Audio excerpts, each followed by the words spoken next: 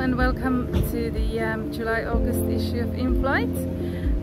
As you can see, I'm here at the Paris Air Show, and I'm here to report on the latest aircraft manufacturer news, as well as airlines, suppliers and more.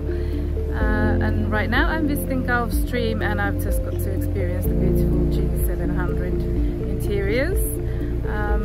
And in this issue you can read about Gulfstream as well as other aircraft manufacturers in our new and future aircraft feature.